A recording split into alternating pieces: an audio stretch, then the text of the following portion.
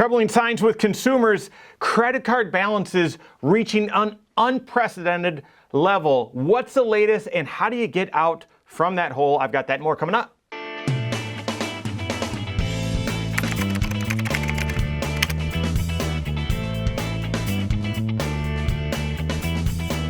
My name is Mike Bernard. I'm the host of the Wise Money Show. I'm also one of the certified financial planners right here at Korhorn Financial Group. Make sure you hit that subscribe button, turn on notifications, and smash that thumbs up button. All right, so credit card debt has just been piling up as we've emerged from the pandemic, and it's causing, many people at a macro level, at a high level, to be concerned about the overall economy. To me, there's been this, the Federal Reserve, don't fight the Fed.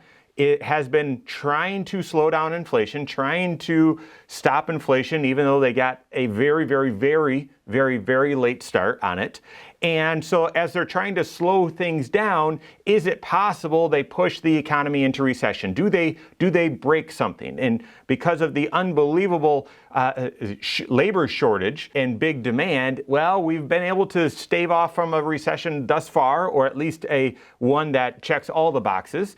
But if we do actually see an official economic slowdown or a severe one, or something does break in the economy, how vulnerable is the consumer? Well, the level of credit card debt and some of the trends that we're seeing with credit card debt is pretty alarming. Take a look right now, guys. We are now at $986 billion of total credit card balances, just shy of $1 trillion. That is a record. And you might say, well, with inflation and more people and all that sort of stuff, well, yes, we're going to have record highs with credit card debt.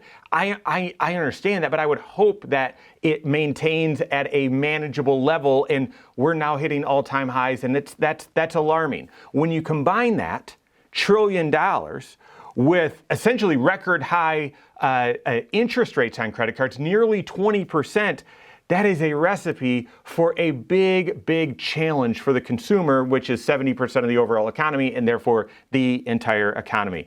If you look on a year-over-year basis, credit card balances have increased 15%. Again, year over year, that's the largest increase in credit card balances in 20 years since the 2001 recession, tech bubble, that crisis, right? So we're at that level, guys. This is not great company, but I get it. We do financial planning, so we see it as we're meeting with clients, talking about their tax return, tax planning, their long-term retirement goals, what's going on in the markets and all that sort of stuff. We're also talking about their present financial position. This is the first of 6 areas of your financial life. So how's cash flow? How you doing with, how much is in the bank? Do you have the right emergency fund? are you getting the right interest? That sort of stuff. And then what's debt look like? Has your debt been growing? And I can't tell you how many people that have been, extremely frugal, very great, very, very good financial habits, haven't had credit card debt. All of a sudden I'm asking them, hey, are you carrying a balance on credit cards? Yeah, we've got a little balance. We expect to be paying it off, over here in the next couple of months. Guys, that seems to be more and more of the norm. Therefore, the trends are concerning. The interest rate growth and increase in interest rate, that is alarming as well. So if you find yourself suddenly struggling with credit card debt, what should you do about it? The very first thing that you need to do is get committed. You've got to know this is a problem and I'm ready to attack it. You've got to increase your commitment. And you might say, Tony Robbins, why are you talking about, motivation? No, you first need to say this is a goal. I'm making a marked change. I understand inflation is out there. Everything costs more. I'm feeling the pinch financially, but I'm making a stand. I'm getting committed to getting out from under this credit card debt, not letting it continue to grow, and paying it off. So very first thing, you have to have the right level of financial commitment. Once you have that financial commitment, you then need to focus on building a credit card prevention system. A credit card prevention system. Basically, you've got to stop adding more credit card debt. And it's not just, it's that easy. No. The right credit card prevention system is a 3 bank account system, where you've got in your first bank account is your checking account, where you've built a budget, you know how much money is coming in, and you've laid out all of the monthly expenses, all of the fixed monthly expenses, all of the variable monthly expenses, and you've worked the math to the point where, yep, I'm spending less money than what's coming in. That's what it takes. That's bucket number one, where you're building out, okay, this is how much rent is, or here's how much the mortgage is, here's what we're paying for auto insurance, here's Netflix, here's blah, blah, blah. This is on average what we spend at the grocery store. This is what we're able to spend without spending too much. This is going out to eat. This is entertainment. This is shopping. And you build all of that out in that first bucket, and you've got a budget that is balanced, okay? That's bucket number one. Bucket number two is you then look at all of your non-monthly expenses, all the things that are going to come up that you're going to have to say yes to. Most of these are needs. Some of them are wants, okay? It's okay to mix that in, but if you're on a credit card prevention system, you might have to eliminate a lot of the wants and basically, get it down to just the needs. But what are the expenses that are going to come up that are not monthly? So therefore, they might have otherwise caught you off guard, and that's what you use plastic for. I didn't realize I needed to, replace the tires on the vehicle. I wasn't planning on, that medical bill from, having a child need a cast and, they broke their arm or something like that. Those sorts of things, while maybe the exact timing is unpredictable, you can anticipate them, and you need to be saving up for them. That's that second bucket. Delayed spending. That's your savings account where you list out all of the expected upcoming expenses. You sum all those up, you divide it by 12, and you build that into your monthly budget so that every single month, or maybe every paycheck, you're setting money aside into this bucket number two, your savings account, so that when those expenses come up, you're prepared, you're ready. That is the credit card prevention system when you combine it then with that third bank account, and that's your emergency fund.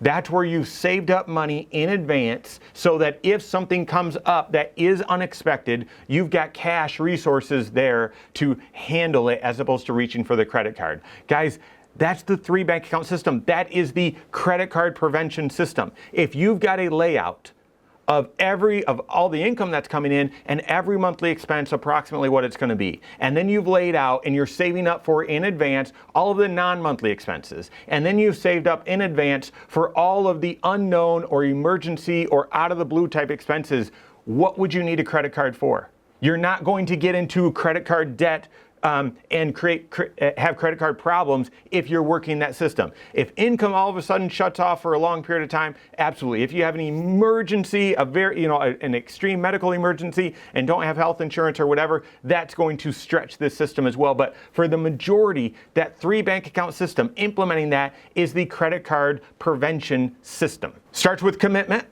Next, the credit card prevention system, that's the 3 bank account system. And now the credit card elimination system, that's the debt snowball. That's the debt snowball, where you take a look at and you list out, you've got to be transparent. List out all of the debt that you have. If you want to exclude the mortgage, that's fine. I'm okay with that. List out all the consumer debt that you have, the balances. So I would title of them, Visa or whatever, right? You list them all out.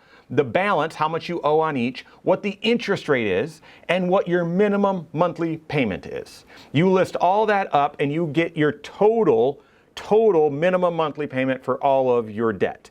You then build that into you compare that to that monthly budget. And if in your monthly budget, the only thing you can pay is the minimum, you've got to start cutting. You've got to start making some adjustments. You've got too many wants that you've built into your budget, and you need to have it just boiled down to needs. You need to make some other sacrifices, something like that. You've got to find a way to have more money that you can pay onto the credit cards than just the minimum payment. And then that debt snowball system shows you or directs you that the extra payment, you make the minimum payment on everything except for the credit card that has the lowest balance. And that way you apply everything extra onto that credit card because it's the lowest balance, it'll get paid off quickly. And then you apply everything that you were putting on that card onto the very next lowest balance. You'll get that one paid off very quickly, a couple months. Then you apply all of everything else towards the next lowest payment and so on.